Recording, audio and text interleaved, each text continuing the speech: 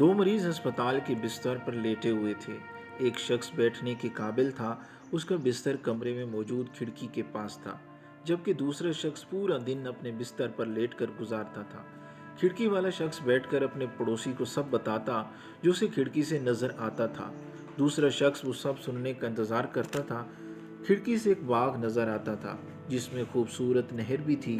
اس نہر میں بچے کھلونا کشتیاں چلاتے تھے۔ منظر بہت دل فریب تھا۔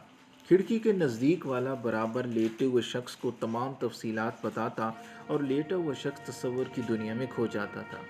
ایک دن نرس کمرے میں داخل ہوئی اور کھڑکی والے شخص کو مردہ پایا۔ دوسرے شخص نے اپنا بستر کھڑکی کے پاس لگانے کی فرمائش کی۔ نرس نے ایسا ہی کیا اور کمرے سے چلی گئی۔ اس شخص نے کونیوں کے بل بمشکل اٹھنے کی کوشش کی تاکہ کھڑکی سے جھانک سکے، لیکن اسے صرف دیوار نظر آئی۔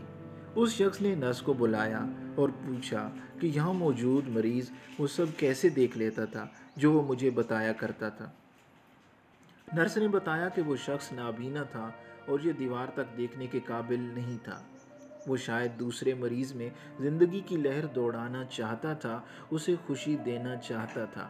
اپنی تکلیف بھول کر دوسروں کو خوشی دینے سے بڑھ کر دوسری کوئی خوشی نہیں۔ خوشی بانٹنے سے بڑھتی ہے۔ آپ بھی دنیا میں تھوڑی سی خوشی کی وجہ بن کر اس دنیا کو مزید بہتر بنائیں۔ خوشیاں بانٹیں، زندگی تو ختم ہو رہی ہے۔